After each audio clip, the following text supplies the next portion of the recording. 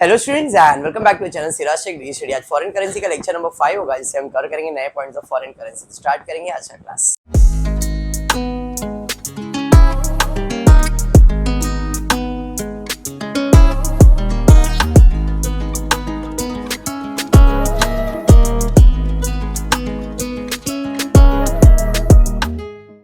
अच्छा, in foreign currency purchase sales यानी कि इंपोर्ट एक्सपोर्ट क्या होता है समझ में आ गया है। ट्रांजैक्शन क्या होगा, या तो परचेज होगा या तो सेल्स होगा। परचेज किया तो पैसा देना पड़ेगा, सेल्स किया तो पैसा मिलेगा। जब भी पैसा दोगे या पैसा मिलेगा तो डिफरेंस जो है उसे एक्सचेंज डिफरेंस या फॉरेन एक्सचेंज फ्लक्चुएशन कहते हैं। अगर लॉस हो रहा है तो डेबिट और इनकम हो रहा है तो क्लियर। बस इतना सा फंडा और कुछ नहीं। देखते क्वेश्चन क्या दिया है। Chetan International and Indian exporters sell goods to Rex and Company of New York, invoicing $1,40,000 on 31st December 2012. कितने का गुड्स एक्सपोर्ट किया है, कौन से तारीख को? 31 दिसंबर को। समझ में आ गया? क्लियर। बेचा है, हमने बेचा है, उधार में बेचा है, क्योंकि नाम दिया मतलब क्रेडिट ट्रांजैक्शन होगा। Exchange rate at the time of invoice was 47। हमने कितने में गुड्स बेचा था? 47। Chetan international receive remittance of 1 lakh on 1 March and the rate of exchange on 1 March was 48। जब पैसा मिला तब डॉलर का रेट क्या चल रहा था? 48। The local bank deducted the charges ₹1000। मतलब जो भी ऑनलाइन ट्रांजैक्शन हो रहा है, क्योंकि फॉरेन करेंसी है, आप मैन्युअली तो जाओगे नहीं लेने के लिए, आपके बैंक में ही आएगा। तो बैंक ने बोला जो भी तुमको फॉरेन एक्सचेंज का पैसा आएगा उसमें हमारा चार्जेस कितना होगा? 1000 रुपए। अब ये एक्सपेंसेस है तो अपने लिए तो लॉस ही होगा। लॉस है तो किधर जाएगा? डेबिट में ही जाएगा। चलिए ठीक है। While crediting the amount in the account of Chetan international, balance amount paid by Rex on 10th April, मतलब नए साल में आ गया। जब रेट कितना चल रहा था? 46 ऑफ $1। लोकल बैंक ने उस टाइम पे भी अपने से 200 रुपया चार्जेस लिया। Chetan international follows financial year मतलब April to March. Exchange rate on March was 46.5. Pass journal entries to record the above transaction in the books of Chetan International. Also prepare Rex company account. Account तो नहीं बना रहे but journal entry solve करेंगे। ठीक है, तो पहले year and से अपने कैलेंडर बना दिया। ईयर एंड क्या दिया है सना? ईयर एंड दिया फाइनेंशियल ईयर मतलब अप्रैल टू मार्च। क्लियर। कौन से ईयर का है? 2012 है, और 12-13 का आपका कैलेंडर बन जाएगा। पहला परचेज 31 दिसंबर, तो 31 दिसंबर को आपने क्या किया है? सेल्स किया है। कितना सेल्स किया? $1,45,000, और डॉलर का रेट क्या चल रहा था? 47। पेमेंट कब मिला? 1 मार्च को पेमेंट मिला। कितना पेमेंट मिला? $1,00,000 का पेमेंट मिला, और डॉलर का रेट क्या चल रहा था तभी? 48। ठीक है। बाकी पैसा अप्रैल में मतलब नए साल में मिलने वाला है। सर ये वाला अप्रैल क्यों नहीं? ये अप्रैल 2013 है। मार्च 2013 मतलब नया ही साल आएगा। तो जब आप नए साल में जाओगे तो हमेशा ईयर एंड का रेट ढूंढना है, और ईयर एंड का रेट क्वेश्चन में दिया है। कितना है? 46.5। यहाँ पे और एक चीज अपन ने लिख के रखा है, जब अपने को पेमेंट मिला तो बैंक ने 1000 रुपए बैंक चार्जेस लिया है, तो बैंक चार्जेस कितना? 1000। क्लियर यहाँ तक? अब नया कैलेंडर फिर से बनाएंगे, अप्रैल से मार्च। पेमेंट कब मिलने वाला? 10 अप्रैल को। तो 10 अप्रैल को कितना पेमेंट मिलने वाला अपने को? बैलेंस। तो 1,45,000 बेचा था, 1,00,000 मिला तो 45,000 बैलेंस रहेगा। तो 45,000 का पेमेंट क्या रेट पे मिला है? 46। बैंक चार्जेस कितना है? 200। Working clear? बेसिक सा वर्किंग है ये प्रेजेंटेशन, इसलिए ये वर्किंग हो जाता तो जर्नल एंट्री सिंपल हो जाएगा। क्लियर? चलिए जर्नल एंट्री से स्टार्ट करें डेट वाइज। पहले सेल्स की जर्नल एंट्री आएगी, फिर पेमेंट, प्रॉफिट एंड लॉस, फिर इधर कितना बैलेंस है उसका प्रॉफिट एंड लॉस, और फिर जो भी एक्सचेंज डिफरेंट आया प्रॉफिट एंड लॉस में ट्रांसफर करना है। फिर पेमेंट और एक्सचेंज डिफरेंट आएगा, प्रॉफिट एंड लॉस में ट्रांसफर करने की जरूरत नहीं है। ठीक है, चलिए पहला सेल्स करेंगे तो सामान जाएगा। 31 दिसंबर को सामान गया। किसको दिया? रेक्स एंड कंपनी को। समझ में आ गया क्या? क्लियर है? कितना सामान बेचा? $1,45,000 इंटू 47, जरा मल्टीप्लाई करो कितना आ रहा है बताओ जरा। 1,45,000 इंटू 47, कैलकुलेटर 68,15,000 बराबर है। नरेशन क्लियर है? बीइंग गुड्स सोल्ड या बीइंग एक्सपोर्टेड, गुड्स एक्सपोर्टेड तो भी चलेगा। अब इसके बाद क्या आ रहा है? पेमेंट। दोगे कि मिलेगा? मिलेगा मतलब पैसा आएगा, कैश और बैंक अकाउंट डेबिट। और ये कौन देगा? Rex company. समझ में आया क्या? बट यहाँ पे बैंक ने अपने से चार्जेस लिया, तो अपने लिए तो लॉस है, जो भी लॉस है वो डेबिट में ही जाएगा, तो bank charges account debit. Clear. Rex से कितना पैसा आ रहा था, $1,00,000 पे 48 के हिसाब से 48 लाख आने वाला था। बैंक ने कितना पैसा कट किया, 1000, तो 48 लाख में 1000 कम हो गया, मतलब 47,99,000। समझ में आ गया। अब जब भी पेमेंट करोगे या पेमेंट रिसीव होगा, एक्सचेंज डिफरेंस कैलकुलेट होगा। मैंने सामान कितने में बेचा था, पेमेंट कितना मिल रहा है, $1 ज्यादा मिल रहा है, प्रॉफिट हो रहा है। जो भी प्रॉफिट है एक्सचेंज डिफरेंस या तो foreign exchange fluctuation account credit में होगा, और डेबिट में किसकी वजह से हुआ है, रेक्स कंपनी। प्रॉफिट है तो क्रेडिट में जाएगा। समझ में आया। $1,00,000 पे $1 का प्रॉफिट हुआ है, तो 1,00,000 और 1,00,000। समझ में आ गया। और कुछ है इस साल में नहीं, तो इस साल में हम लोग कैलकुलेट करेंगे ईयर एंड पे कि कितना पेमेंट करना है या मिलना है। यहाँ पे मिलने का बाकी है। 1,45,000 का सामान बेचा था, सिर्फ 1,00,000 का ही पेमेंट है, मतलब अभी भी कितना पेंडिंग है, 45 पेंडिंग है। अगर 45 का पेमेंट मिला नहीं है, अगर मिलता तो डॉलर का रेट क्या चल रहा है, हमने कितने में बेचा था, मतलब कम मिल रहा था, लॉस होने वाला था। कितना, आधा पैसे का, 0.50 पैसे का। कितने डॉलर पे, 45, तो 45 इंटू 0.5 करोगे, 22,500 का लॉस। जो भी लॉस है एक्सचेंज डिफरेंस में डेबिट हो जाएगा, यानी कि foreign exchange fluctuation account debit to Rex and company, 22,500। समझ में आ गया। क्लियर। अब इस साल में जितना भी एक्सचेंज डिफरेंस है उसका एक रफ अकाउंट बना लेंगे। एक्सचेंज डिफरेंस यहाँ पे क्रेडिट साइड पे कितना, 1,00,000, तो क्रेडिट साइड पे 1,00,000, डेबिट में 22,500 बस, और कुछ है इस साल में।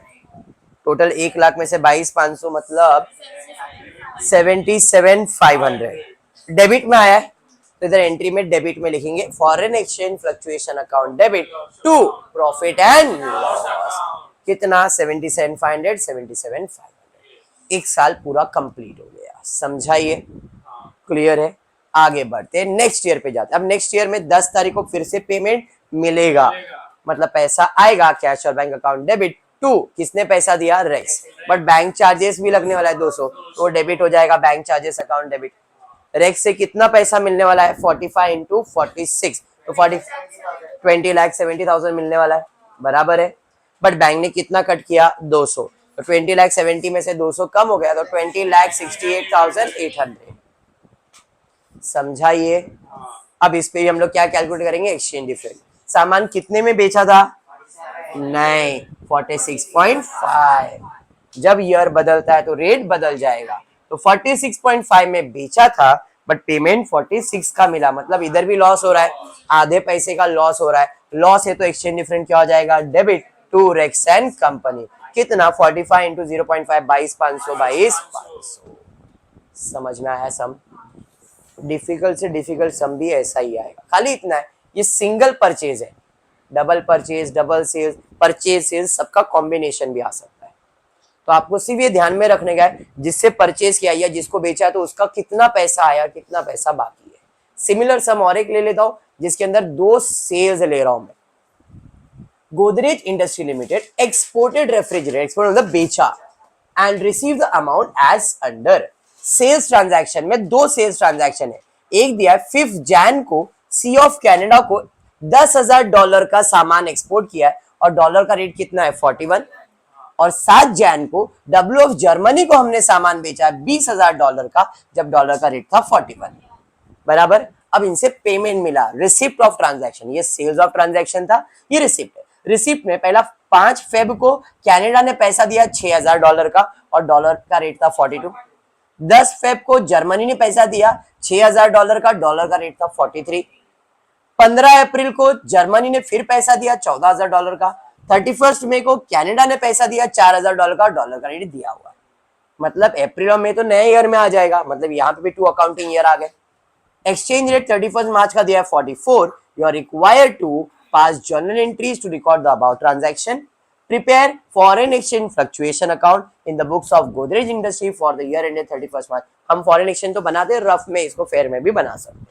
क्लियर है। चलिए पहला वर्किंग ईयर एंड किया है, तो एक्सचेंज रेट दिया 31 मार्च, मतलब मार्च ही रहेगा, तो अप्रैल से मार्च कौन सी ईयर का दिया है, 2013 का दिया है, मतलब 12-13 का ईयर है। सबसे पहला 5 जैन को आपने कनाडा को क्या किया है, बेचा है। 5 जैन को सेल्स किया है, बराबर है कितने का सेल्स किया है हमने, $10,000 का, और डॉलर का रेट कितना चल रहा है 45। सेम मंथ में हमने और एक अपने को सेल्स किया है जर्मनी को, यहाँ पे sales of west of Germany को सेल्स किया है कितना, $20,000, और डॉलर का रेट कितना है 41। यहां तक क्लियर हुआ। चलिए फिर पेमेंट रिसीव हुआ कभी 5 फेब को, पेमेंट रिसीव हुआ सी से, कितना पैसा मिला है भाई $6,000, यहाँ पे $6,000, डॉलर का रेट है 42। समझ में आया क्या? सेम मंथ में जर्मनी से भी पैसा मिला है, जर्मनी से भी पैसा मिला है $6,000, और डॉलर का रेट कितना है 43। और कुछ है क्या? नहीं। ईयर खत्म हो रहा है तो 31 मार्च को ईयर चाहिए, रेट चाहिए कितना है 44। समझा? नया अकाउंटिंग ईयर फिर बना दिया, बट ये 13-14 का ईयर होगा। इसमें 15 अप्रैल को जर्मनी से पैसा मिला, तो अप्रैल 15 को जर्मनी से पैसा मिला है 14,000, और डॉलर का रेट कितना है 42। 31 मई को पैसा मिला है, कितना पैसा मिला है $4,000, और डॉलर का रेट क्या चल रहा है 44। और कोई वर्किंग? समझ में आया इतना? पक्का। चलिए अब जर्नल एंट्रीज पे जाते हैं। जर्नल एंट्री डेट वाइज जाना है, 5 जैन, 7 जैन, फरवरी, अप्रैल और मई, इसी सीक्वेंस में एंट्री होगा। तो सबसे पहला 5 जैन आएगा। 5 जैन को आपने क्या किया है? सेल्स किया। सेल्स किया तो सामान जाएगा टू सेल्स। किसको बेचा है? सी ऑफ कनाडा। तो पूरा नाम लिखना है सी ऑफ कनाडा, यहाँ पे नहीं लिखा हो बट आपको पूरा लिखना है। कितना? तो 10,000 इंटू 41, तो ये हो गया 41, 4,10,000, 4,10,000। समझ में आ गया क्या? क्लियर है?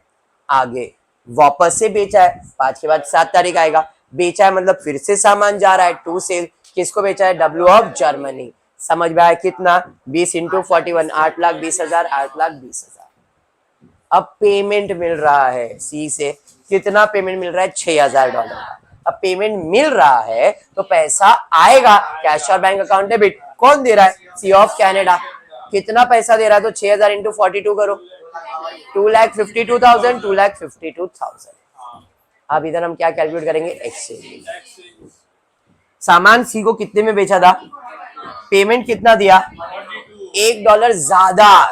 प्रॉफिट है, जो भी प्रॉफिट है एक्सचेंज डिफरेंस में क्रेडिट हो जाएगा, डेबिट में सी ऑफ कनाडा। कितना? 6,000 इंटू 1 मतलब 6,000। समझा ये? पक्का। अब फिर से पेमेंट मिल रहा है $6,000 का, नहीं 6,000, हाँ 6,000 43 के हिसाब से पेमेंट मिल रहा है वापस कैश और बैंक अकाउंट डेबिट, बट ये डब्ल्यू के पास से मिल रहा है। कितना? 6,000 इंटू 43 कर दो, 2,58,000। वापस से एक्सचेंज डिफरेंट, बेचा कितने में था? पैसा कितना मिल रहा है? $2 ज्यादा मिल रहा है। प्रॉफिट है तो एक्सचेंज डिफरेंट क्रेडिट, किसके वजह से? डब्ल्यू के पास है। कितना? 6,000 इंटू 12,000। समझ में आ गया? और कुछ? साल खत्म हुआ, डॉलर का रेट क्या चल रहा है? 44। अब एक एक करके कंपेयर करेंगे। पहले सी के पास जाते, कितना सामान बेचा था, उसने पेमेंट कितना किया, तो अभी भी 4,000 बाकी है। अगर वो पेमेंट करता तो डॉलर का रेट क्या चल रहा है? हमने कितने में बेचा था?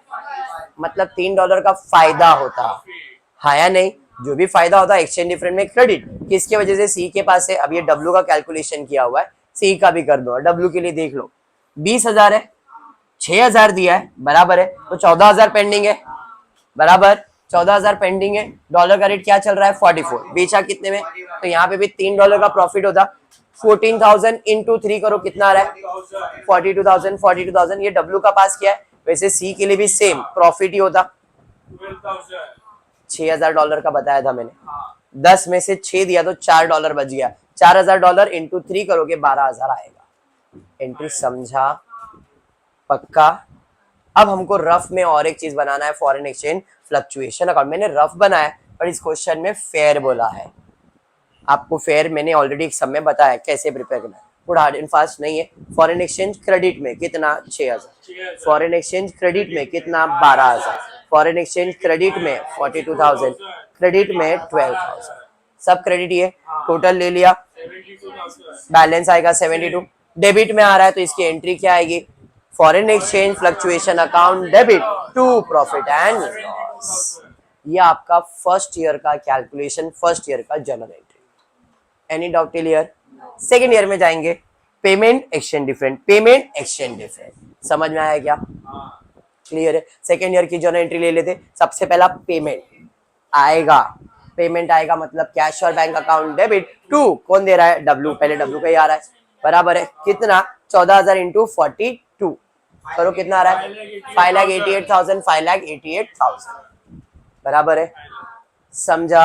अब एक्सचेंज डिफरेंस, सामान बेचा कितने में था, पेमेंट आया कितना, फायदा कि नुकसान, नुकसान 44 में बेचा था 42 ही मिल रहा है, $2 का लॉस हो रहा है। लॉस है मतलब एक्सचेंज डिफरेंस डेबिट हो जाएगा टू डब्ल्यू अकाउंट, कितना, तो 14,000 इंटू 2 करोगे 28,000 समझा। ये सी के पास जाएंगे, कितना डॉलर पेमेंट कर रहा है 4,000, पैसा आएगा cash account debit to C account, कितना है, तो $4,000 पे कितना मिलने वाला है, डॉलर का रेट क्या चल रहा है इधर 44 पे, तो 44 के हिसाब से 1,76,000 1,70,000 बेचा कितने में था, पेमेंट कितना मिला, कोई फायदा कोई नुकसान, समझ में आ गया, क्लियर हुआ। अब इधर फॉरेन एक्सचेंज को प्रॉफिट एंड लॉस में ट्रांसफर नहीं किया क्योंकि ये इनकम्प्लीट ईयर है, कंप्लीट ईयर नहीं है, इसलिए हमने प्रॉफिट एंड लॉस में फॉरेन करेंसी को ट्रांसफर नहीं किया है। समझ में आ गया, कॉन्फिडेंस है अच्छे से। तो चलो फिर आज इतना ही करते हो, फुली वीडियो पसंद आया तो प्लीज वीडियो को लाइक कर देना, फ्रेंड्स ग्रुप पे शेयर करना, चैनल को सब्सक्राइब करना। Thank you for watching the video.